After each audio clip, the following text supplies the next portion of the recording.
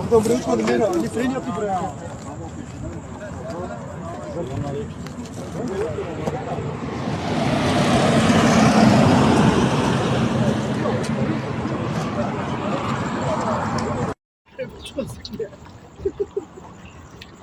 Çok kötü bir yol yapılmış ya.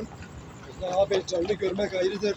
Kazayı şey yapmak ayrıdır. Havada gördüm o taklayı. Hacı, bizim yapacak şey yok abi.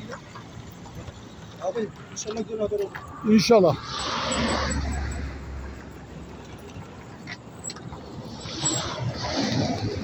Rezalet bir yoldu çalışması. Asfalt dökülmüş ancak buculara hiçbir sıkıştırma yapılmadan yol trafiğe açılmış.